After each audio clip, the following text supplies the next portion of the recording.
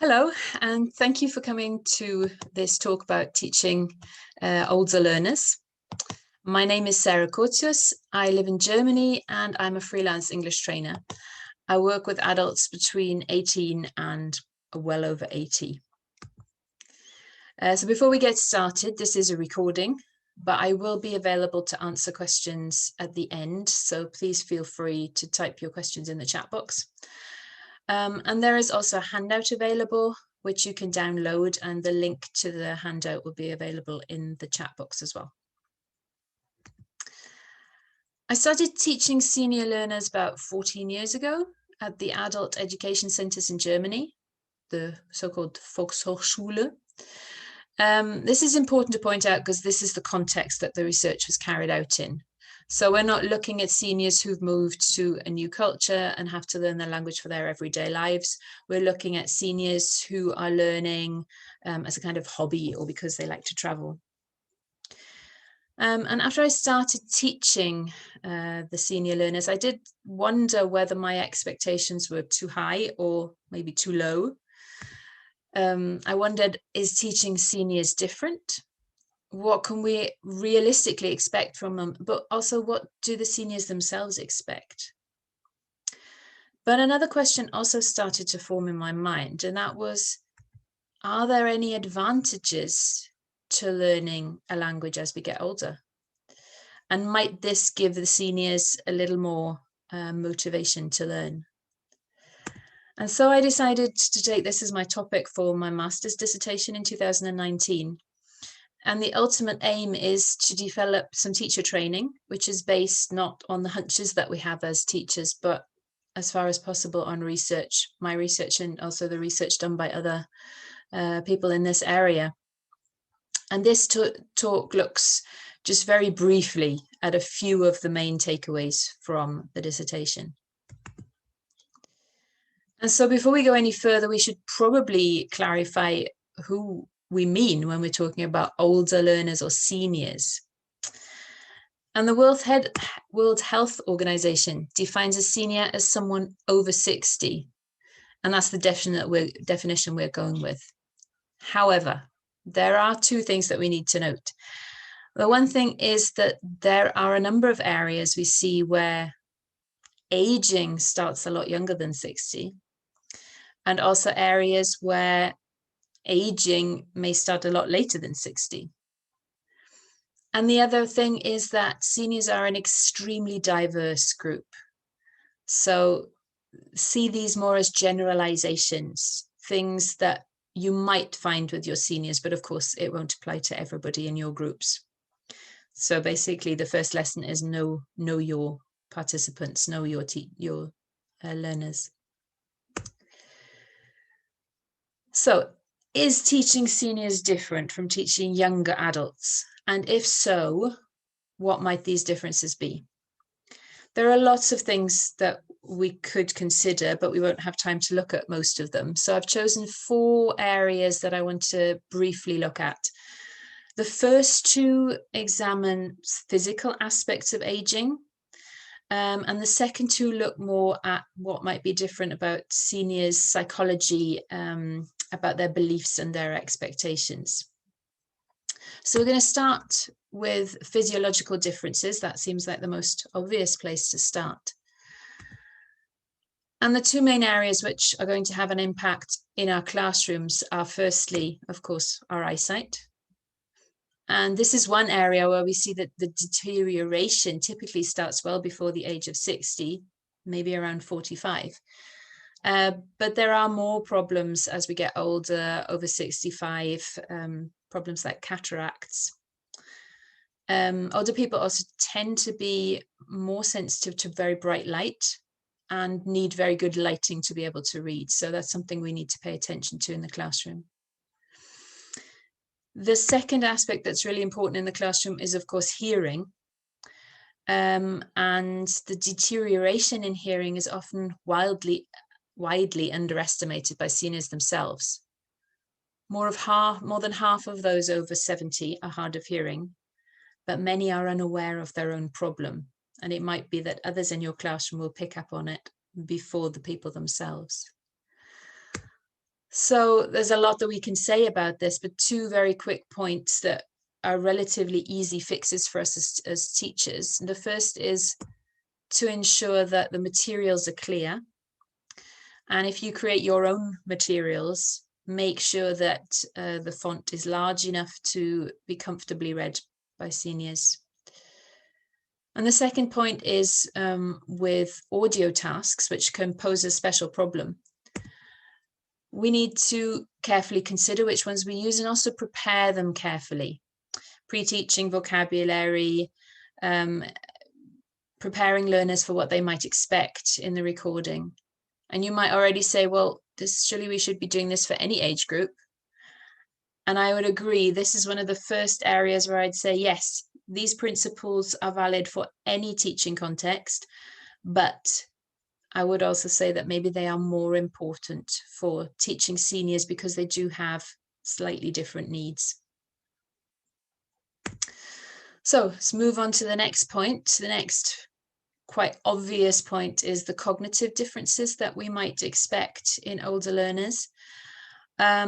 Most people believe that our mental capacities deteriorate as we get older. And this is true. There is a measurable decline in two areas, which is our working memory. So that's the part of our brain that stores and manipulates information for a short period of time, and the speed at which we process information. So we do get slower in these areas, but it is also the case that we often overemphasize these areas of decline. Scientists call it the loss deficit model. But it's not the whole picture, because it's also true that both neurons and synapses are formed throughout our lifetime. And as long as this is possible, we can keep learning. And challenging our brains with learning new things is extremely important to stay mentally alert. And this is also a great selling point, I think, for our language courses for older learners. The psychologist Raymond Cattell expressed this idea in terms of fluid and crystallized intelligence. So when we're younger, our working memory, our processing speed are good, and we learn by using logical thinking, by analyzing problems to find solutions for them. But as we get older, our fluid intelligence declines and we begin to learn in a slightly different way. We build more on our life experience, on what we already know, and also on the skills that we've built up in our lifetime. And as seniors have built up a lifetime of knowledge and skills, I like to think of this crystallized intelligence as the senior's superpower. They already know how to do certain things, and they can use these skills and this knowledge to learn new things. For example, to learn a foreign language. And yet, once again, we can ask, well, what do we mean by old here? Because there's good and bad news. And if you look at this chart, you'll see that fluid intelligence actually starts to decline, some say in our early 20s, some say later. But we can also see that the crystallized intelligence is available to us over the whole lifetime. Some people say until we're over 80. And so it's not that seniors can't learn, it's just that their learning is different to how it was when they were younger. So what does that mean for us as teachers? Well, we should simplify complex tasks and break them down into smaller steps. Repetition is obviously very important, and we should introduce vocabulary and context so that the learners can connect new things to what they already know. And once again, you might say, well, these are important points for any age group, from children up and through adulthood. But again, I would argue that these things are even more important for seniors, because we do need to bear in mind that seniors potentially do have deficits in working memory and processing speed, so they do need a little bit more time. So we move away now from physical aspects and we turn our attention to more psychological aspects and look at expectations and beliefs and attitudes to learning. I'm going to start with a question of methodology. Our senior learners will have gone to school in the 50s and 60s, and I think we'll all agree that the classroom has changed considerably since then. When our seniors went to school, the predominant methodology for teaching languages was the grammar translation method. And if our seniors have kept on learning, then they will maybe have experience of other methodologies too before we arrive at what is the most common today, which is the communicative approach. I know from my situation that the grammar translation method is still quite dominant in people's minds, and it tends to make them more focused on the detail. So they get hung up on each individual word. They want to know what each individual piece of vocabulary means. And it may be that teaching in a more communicative way is a challenge for your learners. They may be a little reluctant to adopt new ways of learning, especially if they may be introduced by a younger teacher. And so, again, what can we do as teachers? Well, we need to build trust, and to do that, we need to be aware that there might be a problem. And we need then to get to know our learners so that we understand what is their background. We need to be patient with them and not just say, okay, this is how we're doing it now. But instead, it can sometimes help if we explain what we're doing. If they know the background to the methodology, then they may be a little bit more inclined to accept your new methods. So finally, we move on to the last point where a number of the threads that we've already talked about actually come together. And we ask, so what are the psychological differences between younger and older adult learners? And here we can look at 2 points that I consider to be key when we look at teaching seniors. They focus on 2 core beliefs, and these 2 statements that you see on the screen now are the 2 standout statements from the questionnaire that I did with my learners. They were the 2 statements that had the most consistent replies, with most learners agreeing with them. And in the case of the second statement, children learn languages more easily and more quickly than adults, that was the one where all but 1 of 60 respondents said, yes, I agree with that. And the one who didn't said that it was because he didn't know. So the first statement, it's difficult to learn anything new when you get older. That reflects what seniors believe about themselves. And the second one reflects what seniors believe about learning languages.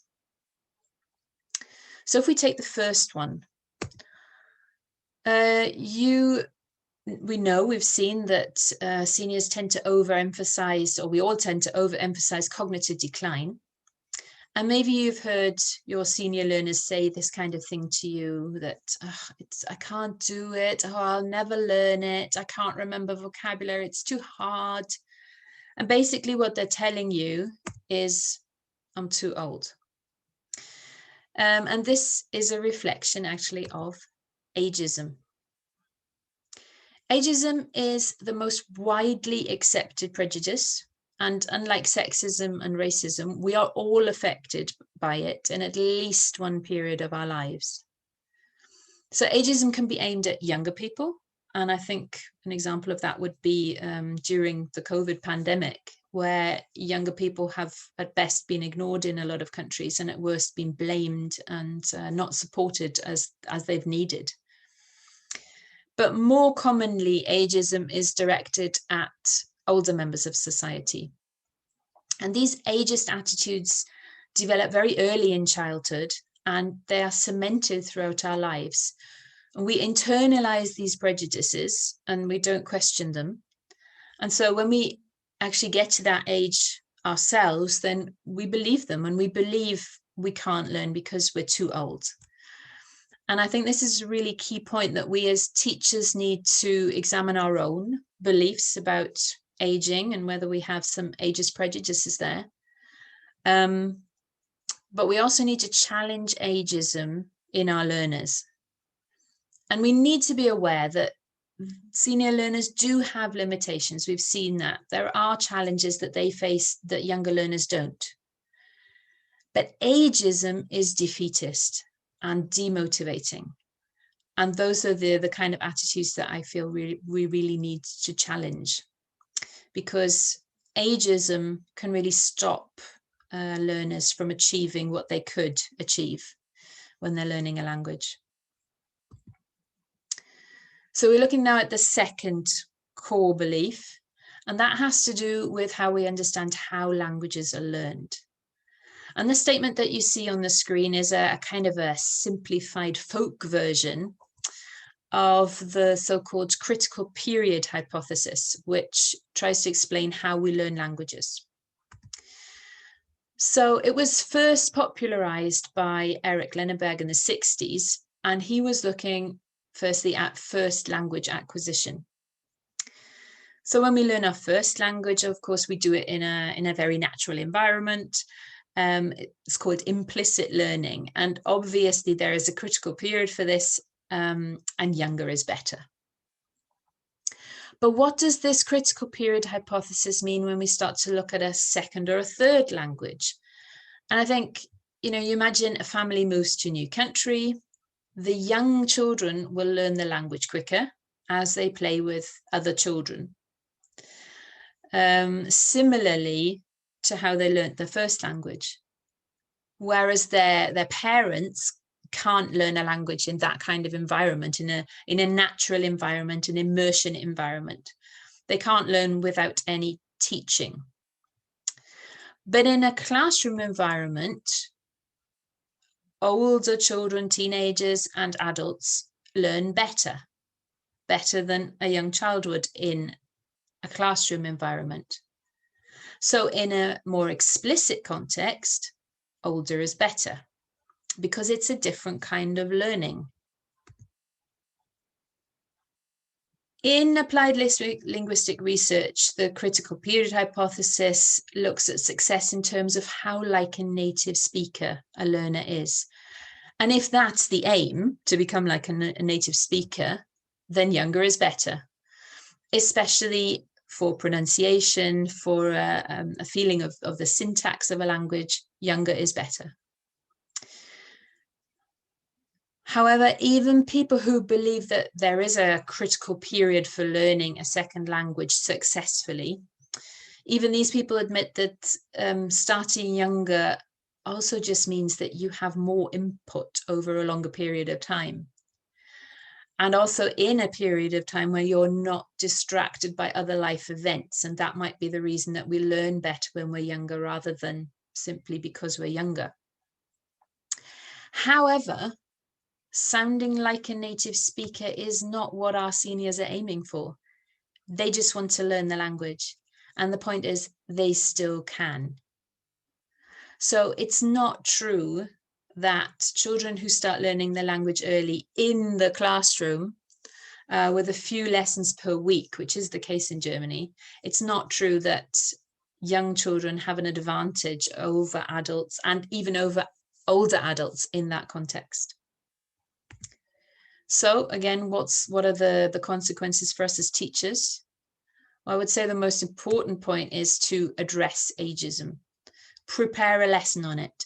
Don't tolerate negative talk about age and defeatist talk about age. Secondly, help learners set up short-term goals, and that can be anything from learning 10 pieces of vocabulary to reading a book together. If they see that they're making progress, then that should boost their self-esteem. And finally, help them to understand that learning a language is always hard, whether they're 16 or 60. It's not their age. You always have to work on it. But ultimately, just as doing exercise is good for your body, but it may be hard. In the same way, challenging our brains is good for us in building a healthy brain.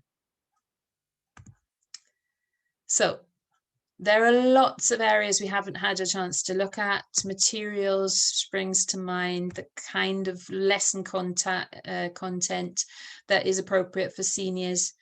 But there's also one area that still interests me, and that's the advantages of learning a language for seniors. And you may have heard of the bilingual advantage, which is around some research that showed that bilinguals were diagnosed with dementia on average about 4.5 years later than monolinguals. It's a controversial area of research, but also fascinating. And I think that the lesson that carries on for me is, if that's true for bilinguals who've always been bilinguals, what does it mean for learning a language as we get older? Does that also have similar beneficial effects? And some studies suggest that that could be the case. And if you are interested in that kind of idea, then I would encourage you to take a look at this project called Lingo Flamingo in Scotland, where language teachers go into care homes and teach the residents, including dementia patients, interestingly, and they teach them foreign languages. And the results that they have seen are incredibly exciting, and I would really encourage you to have a look at them online. The link will be on the handout. And it's the challenge of learning a language that is key in any potential benefits that it may have for brain health. So I think this is a really interesting area of research going forward. So to sum up, because we've run out of time, is teaching seniors different? Well, yes and no. I think we've seen that many principles are valid whether your learners are 16 or 60. But I would say that mostly, yes, it is different, because often these principles need to be adhered to more strictly. But also because in all of the areas that we've looked at, there are issues that are specific to seniors.